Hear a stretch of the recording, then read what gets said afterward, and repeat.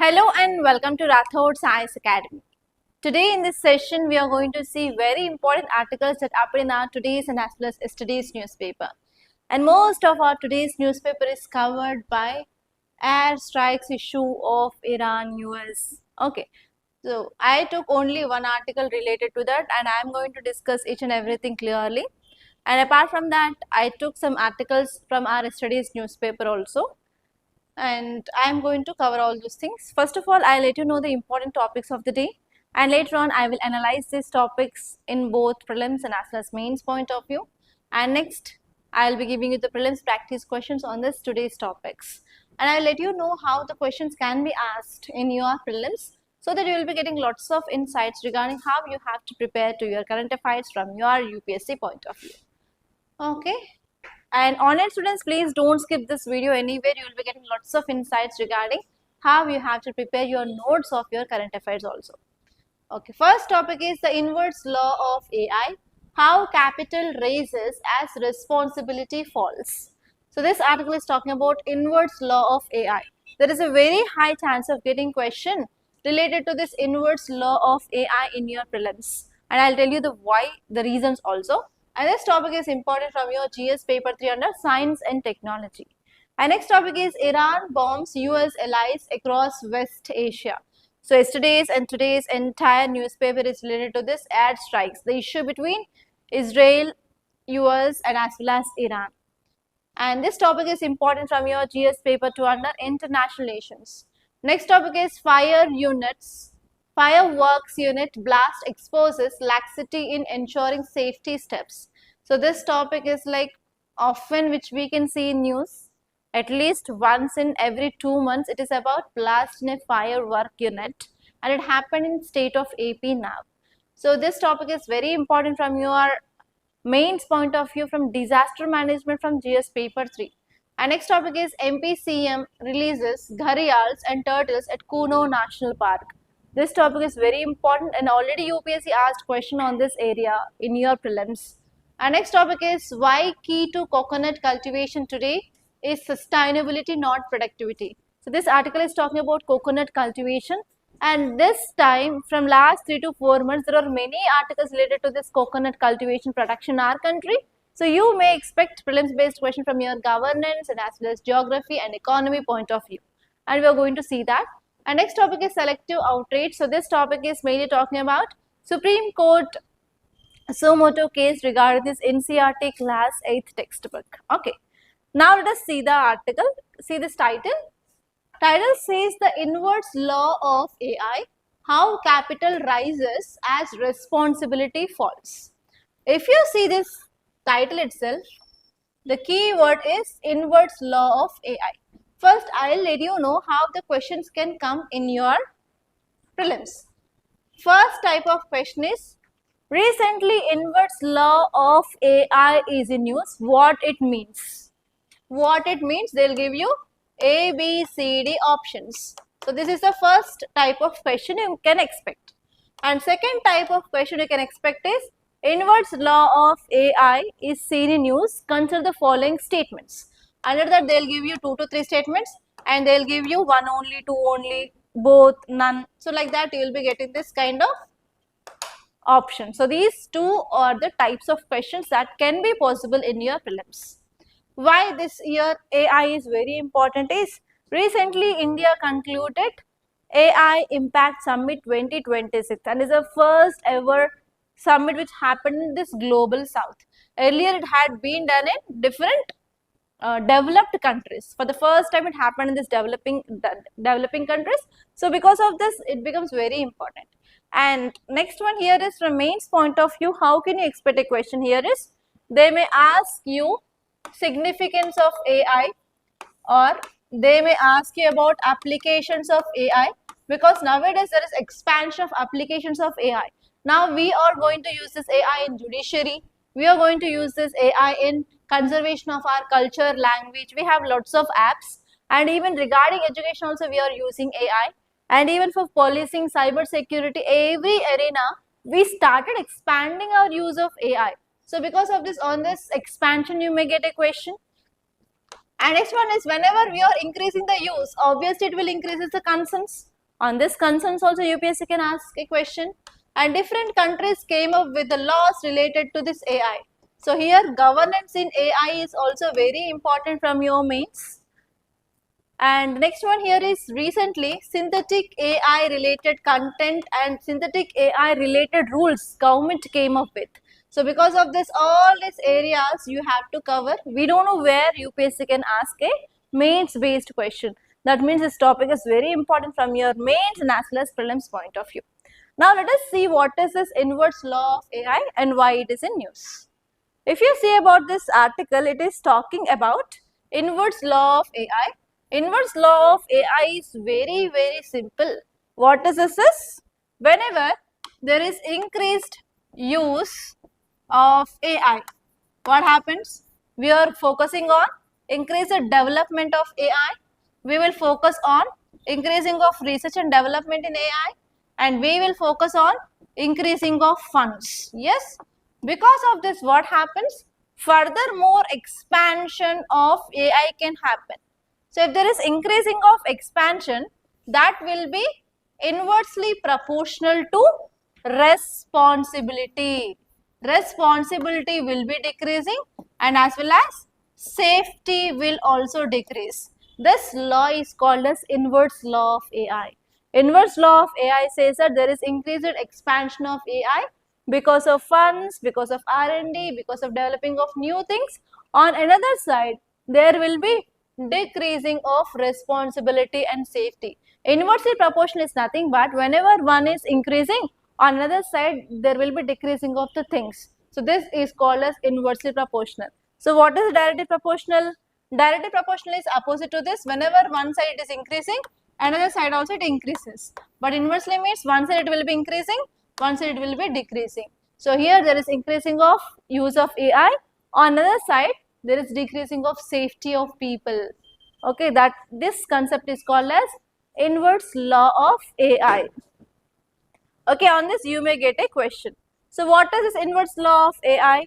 Inverse law of AI says that there is a global shift in AI priorities. There is increasing of capital inflows, there is increasing of investment and incentives are increasing regarding this AI. But another side, responsible AI practices are decreasing. There is increasing of concerns, security concerns, privacy concerns every day because of this expansion of AI. That is called as inverse law of AI. And how we are measuring this? We are measuring by using one index called as responsibility index. Okay guys, so why this shift is happening nowadays? Why we are moving towards more and more AI?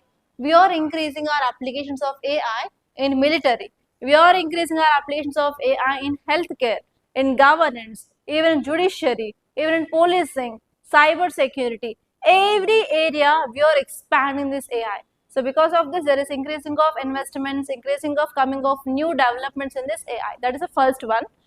And this one is even recently in this AI Impact Summit also, we are focusing on increasing of infrastructure of AI and we are focusing on increasing of energy grids. We are focusing on increasing of data centers in our country. And next one here is nowadays we are using this intelligence as a commodity. So we are making this as a commodity. So that leads to the commodification of artificial intelligence now. So because of this also what is happening here? There is increasing of expansion of AI. And even industries also focusing on this AI. Why? Because whenever we are incorporating AI, it will replace this humans. So what happens? There will be increasing of efficiency for that industry and even there will be decreasing of expenditure of this industry on this humans. So because of this, they are also focusing on AI. And even OpenAI CEO also gave one statement. What he said is, establishing of data center is far more easy than compared to the training of humans for next 20 years. So because of this also there is shift towards AI.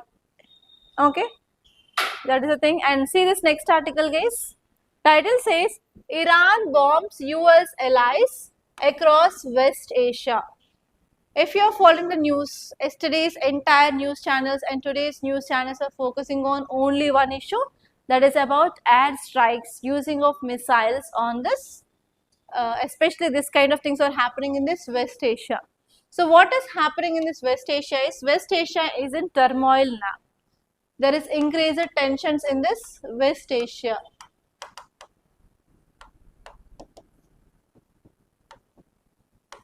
You know about what happened in this Iran, right? Iran is in economic crisis because of withdrawal of US from this Iran's nuclear deal, and after that US started imposing of CAATSA. CAATSA is nothing but countering of American adversaries through Sanction Act, and US said that if any country which is doing trade with Iran will be affected with US based sanctions. So because of this, many countries, because of this fear of sanctions, they reduced the trade with Iran.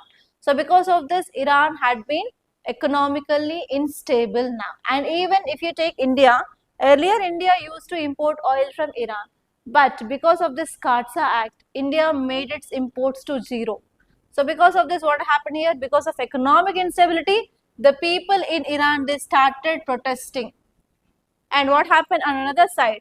US also supported these protesters of Iran. So now recently what happened was US plus Israel. These two countries, they attacked this Iran. In that attack, one important leader of Iran died. So because of this, now Iran is doing retaliation attacks on US based military bases which are present in this West Asia. And now here Iran is using missiles. In these missiles they are using ballistic missiles and cruise missiles and even drones to attack this military bases of US which are in this West Asia. Because of this, it is in news now. Okay, now let us see here the context. First of all, US Israel attacked Iran from this February 28th onwards, and in that attacks, supreme leader, his name is Khamenei, he died. And not only the death of that supreme leader of Iran happened, even they targeted military or nuclear sites. And now what happened? Iran is doing retaliation attacks on this US military bases in this West Asia. So because of this, it is in news, and most of the news channels are showing this kind of images. They are satellite based images that we can see where attacks happen, in which region, everything. Okay, now let us see what happened. So actually US and Israel, they attacked this Iran and this major leader died. In retaliation, Iran started Truthful Promise 4. Please make a note of this Truthful Promise 4. You may get question on this. Recently, Truthful Promise 4 is in news. It is related to which country? It is related to Iran. Iran started this Truthful Promise 4 and it started launching ballistic missiles, drones and cruise missiles which are targeting US bases and Israeli sites now. Okay, now let us see in which country where this US sites are there and in which areas this Iran is targeting those US based military bases. So here there is also second chance of getting a question. The second chance of getting a question is they may give you pair based question. They may give you list 1, list 2. They will give you country like UAE, Israel, Saudi, like that, and they will ask you to find out military bases of US in this area also, and they'll give you pairs and they may ask you to identify correct or incorrect pairs. So this is a second type of question that you can expect from this topic. Okay, now let us see which are the areas. The first one is in UAE. In UAE, US has Dhafra Air Base. Dhafra Air Base, and even in this Abu Dhabi also they have air base, and Sharjah. So in these areas, Iran attacked by using drones and missiles. Many people died in this UAE because of this Iran's attacks, and that is there in news in this Sunday's news channels. And do you know, one of our famous persons or also had been stranded in this Dubai. You know this PV Sindhu? PV Sindhu also had been stuck there, and they were having a fear of this attacks now. And India is trying to bring them back. And next one is Bahrain. In this country, we have 5th Fleet headquarters of US in Manama. So in this area also, Iran attacked it. And next one is in Qatar, Udaid Air Base. It is major US facility in Qatar. On this also, Iran did attack. And in Kuwait, Ali Al Salem is US troop in that so and so base of US troops had been died in this Kuwait. And in Saudi, in Riyadh also they have their base. And next one is there is one air base called as King Fahd Air Base. So on these two areas Iran did attacks. In Jordan, in Amman they attacked, and in Iraq, Erbil. So in all these areas they attacked, and especially in Oman they have very limited reports of drone hits in port and as well as infrastructure. So in all these areas casualties of civilians and casualties of US troops had been reported. Okay, now let us see what is the impacts of these strikes. The first one here is human cost. Obviously civilians can die, and this one is loss of infrastructure and even loss of military bases and equipments of US. That is the first impact. And this one here is related to military or defense. US bases had been damaged. And this one is oil facilities and airports will be getting disrupted. The problem here is India is dependent on this West Asia for security purpose and as well as for our oil purpose. If the instability is happening in this West Asia, can we ensure there is oil security or energy security in our country?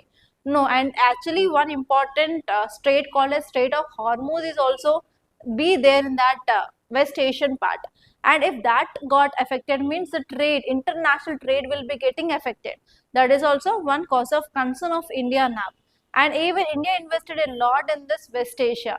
So even if this kind of strikes, bombs, missiles are happening means our critical infrastructure will be also get affected. That is also one important cause of India. And recently our Prime Minister went to visit for Israel. After that only this kind of attacks happened. So because of this in international arena also, our name and fame will be getting affected. So these are the some cause of concerns for India now. Okay, next one is economic or regional impact will be also there, especially stock exchanges, stock markets, oil shipments will be getting affected. And next one here is at the geopolitical era, now the emergency meetings are going on in United Nations, in different organizations. Then what happens here if this kind of things are happening? If one country is supporting one country is entering into this means what happen? It can also lead to World War III. So these are the some things that you have to remember regarding this article. Okay, now let us see the next article. Say this fireworks unit blast exposes laxity in ensuring safety steps. So this article is talking about blast in fireworks unit. So what you have to see is you have to start working on this, because every year at least you will be getting 10 to 15 incidents of this kind of fireworks blast in India. So what you have to do is you have to collect data regarding deaths in India regarding this blast of fireworkers in our country. And next you have to draw map and where in our country we have this firework units in our country. Especially it is very highly seen in this Tamil Nadu region. In Tamil Nadu, Sivakasi is an area where there is a very high level of manufacturing of firecrackers in India. And now the incident happened in AP. And recently we saw this kind of incidents which happened in other states. So you have to see the states in which there is a huge production of firecrackers will happen and the disaster which happened in the recent 1 year. You have to collect a map. And next you have to see what are the reasons for this kind of accidents in this firecracker industry. What are the reasons? First one is lack of proper training. If there is no training for the workers, which chemical to be mixed, then what happens? Obviously, that will leads to this kind of blast. And next one is lack of proper storage.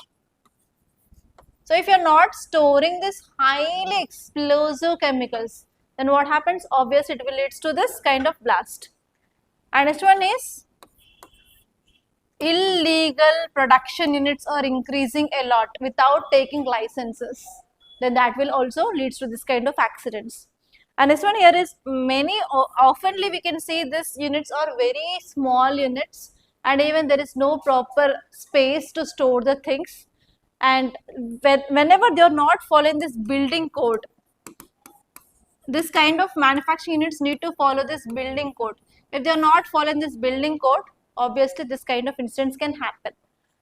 And next one here is, we have an organization called as PESO. PESO has to do audits, inspections for this kind of firecracker industries.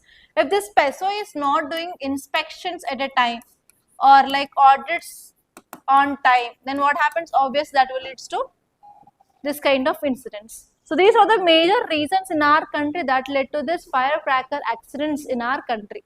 And now you guys have to tell me measures. Tell me what measures we can take to control this in future. What kind of measures we can take? Yes, we can provide training. Yes, very good. Regular inspections. Regular inspections and as well as audits. Next one is, they need to have training related to the safe handling of chemicals.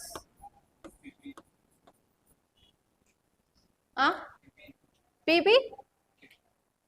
Okay, we can provide personal safety kits to the people. And next, what can be done? So this topic you can get either mains based question. First one is, in mains, if they are asking any question, they will ask you about what are the reasons, what are the measures taken by the government, etc. For sure, if you are coming from this Tamil Nadu region, you will be getting question in interview regarding this. What do you think? Is government is a failure? Like that, they will be giving you controversial questions in your interview. Because Tamil Nadu, Sivakasi region is very famous. And before interview, in your state, if this kind of incidents are happening, for sure you will be getting question regarding this. What government is doing? What can be done? What measures do you have? You came from that background. So use your knowledge and tell me certain way forward so that we can decrease this kind of incidents in future. Or else you may get a question in this way, like if your background is regarding chemistry, either in your intermediate or either in your graduation or PG or anything, you did this, you had graduated from this chemistry subject, and I think you have good knowledge of chemicals. Can you tell me some examples of explosive chemicals? And they will connect that with this kind of events which happened in India. Okay, so in that way also you have to be thorough with your graduation related subjects. This time every board majorly they asked 80% of questions on this graduation related subjects, and they connected with what is the present happenings. So you need to have a good knowledge of your graduation also. Okay. Every year it is changing. Earlier they used to ask only DAF based questions, only about your place, where you came from, about your experience, about your hobbies, about your achievements. But now they shifted towards the graduation subjects, and they are connecting with the present happenings, and they are asking questions in that way. So UPSC is also evolving. So we have to evolve according to the UPSC only, okay? And in your case study of your ethics, you may get this kind of question, like you are a district magistrate and there are many reports are coming related to this firecracker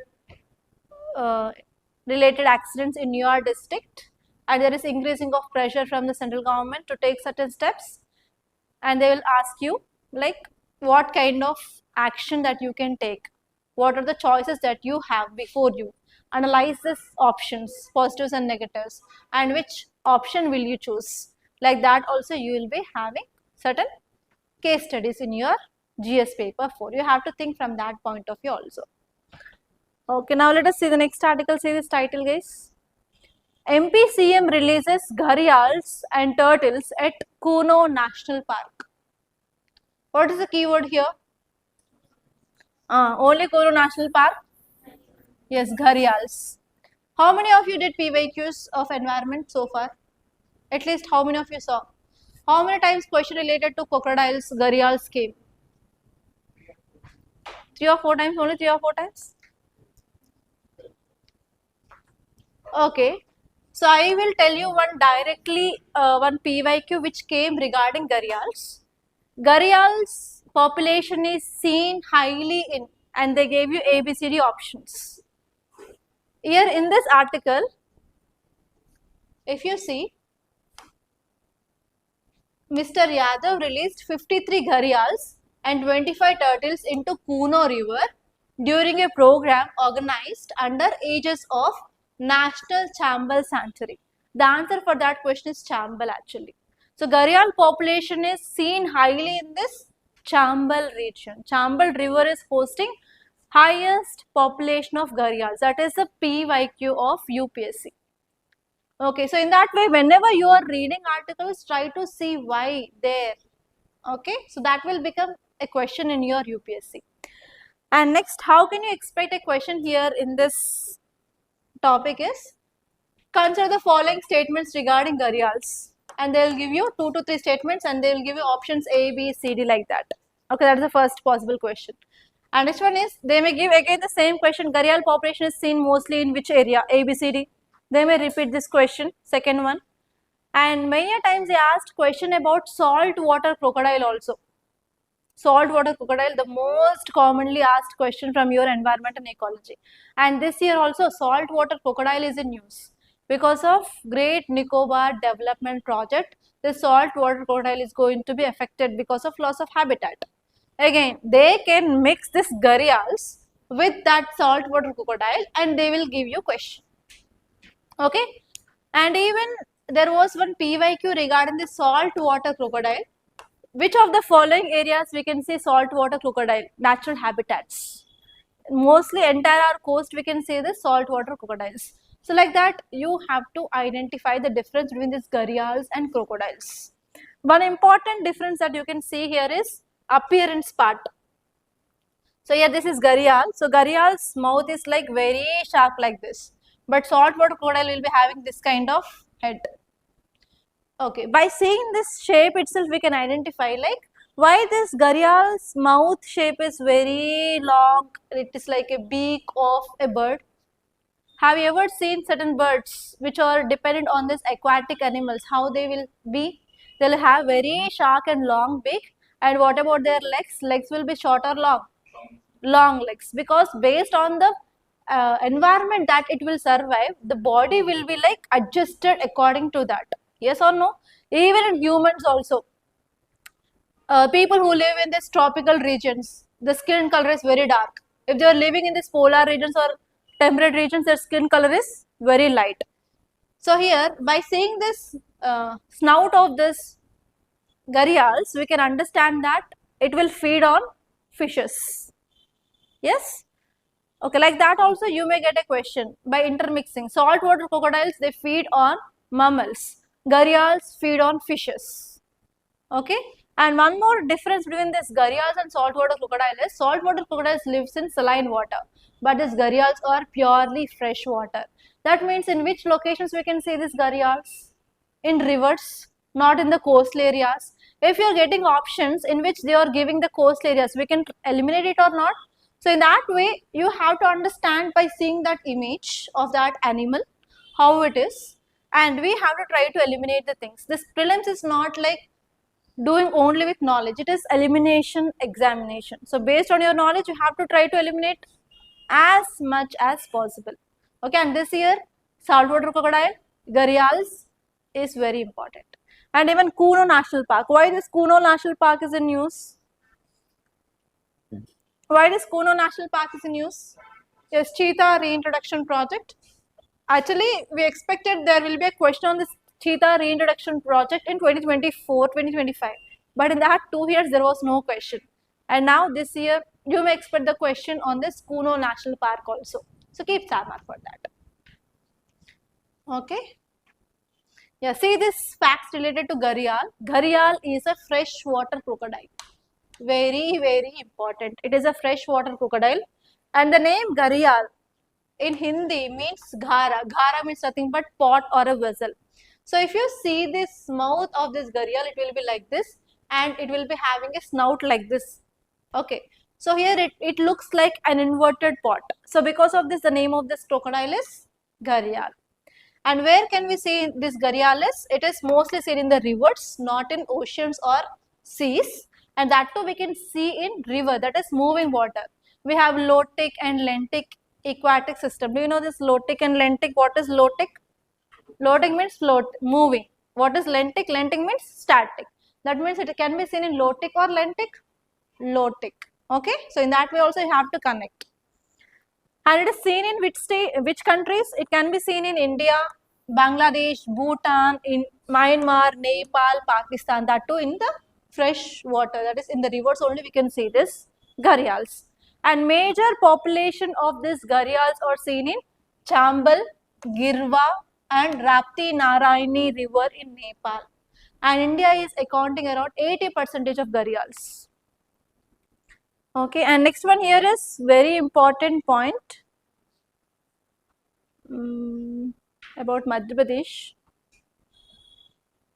Okay, gharial reserves are seen in 3 states in India. Please make a note of it. Gharial reserves are seen in 3 states. First one is UP, second one is MP, and third one is Rajasthan. UP, MP, and Rajasthan, we have this gharials.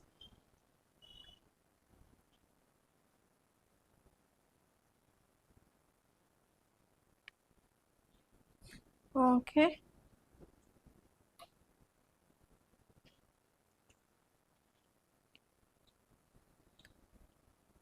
Okay, say this next article case. Title says, why key to coconut cultivation today is sustainability, not productivity. This time, who are writing this prelims 2026, you have to focus on this coconut for sure. Okay, how you can expect question is, consider the following statements regarding coconut cultivation in India. And they'll give you 3 to 4 statements regarding your geography. In geography, you'll be studying about the soils, you'll be studying about different plantations, crops, right? So from that point of view, they will ask you a question regarding which soil is suitable. In that statements, they may give about soil, they may give about temperature, they may give about rainfall, they may give about states. Okay, that is the first possible question. And the second possible question is, our government in budget 2026 to 2027 came up with one scheme related to this coconut. That is called as Coconut Promotion Scheme. Consider the following statements related to Coconut Promotion Scheme. Second possible question, are you understanding?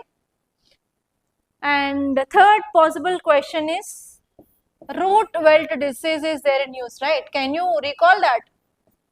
Root wilt disease is in news. Which of the following crop is getting affected by this?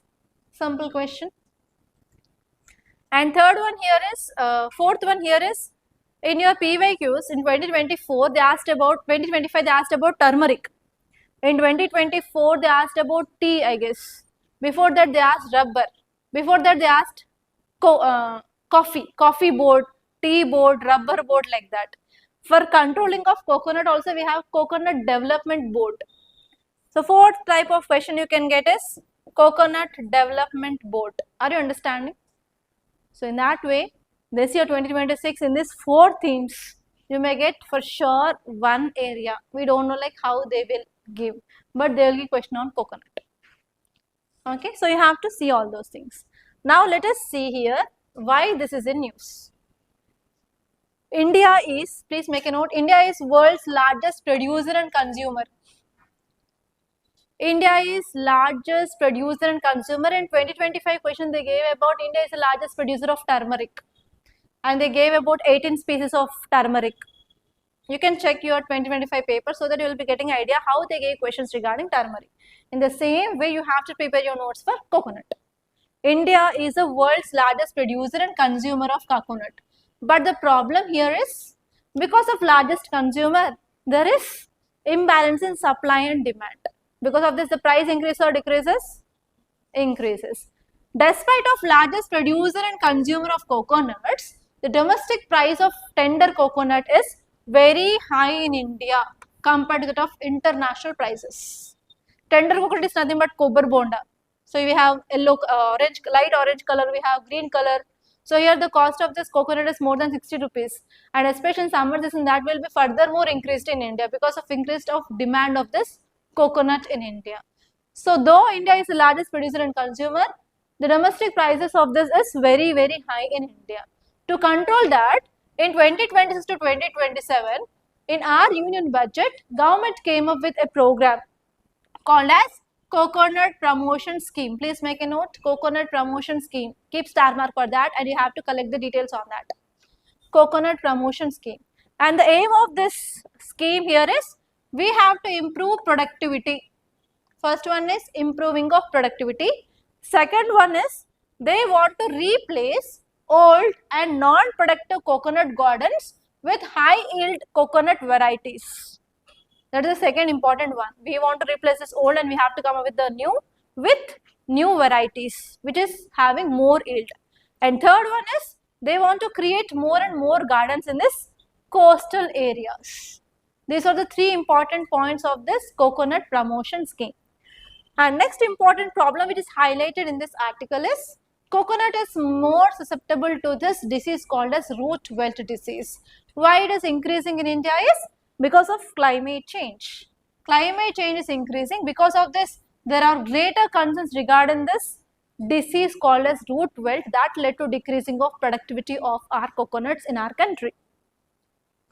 Okay, now this article is saying that whenever government is coming up with any policy or any scheme, we have to keep in mind about climate resilience, root wilt resistance, and we have to improve trust in farmers about the cultivation of these coconuts, and we have to go for honest evaluation of our past failures, and we have to come up with a proper policy and scheme. Then only that scheme will become successful. That is the thing which mainly said here.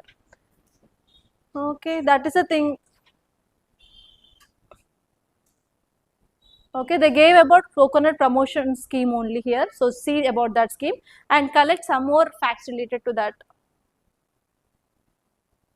Okay, here see, our coconut development board is already implementing a similar kind of scheme which helped rejuvenate old gardens, expanded cultivation into non-traditional areas including the parts of Gujarat, Assam and other non-peninsular regions, sufficient to partially offset the widespread destruction of coconut palms in Kerala, Tamil Nadu by disease. We discussed in our earlier class, like in Kerala, Tamil Nadu and Karnataka regions, this coconut palms had been affected. So because of this, what is happening? There is increasing of more and more demand for this coconuts. Because of this, our coconut development board had been expanded this coconut palms to other states like Gujarat, Assam also. Okay, and now in our budget they came up with one more new scheme which is similar to that of this. Okay, now let us see some facts regarding this Coconut Development Board. Please make a note. It is a statutory body. It is a statutory body established under Ministry of Agriculture and Farmers Welfare. Established under Ministry of Agriculture and Farmers Welfare. It is focusing on development of production of agriculture and utilization in the country, and the primary focus will be there on productivity and product diversification. You have to make a note of headquarters. Headquarters located in Kochi. They will ask about this.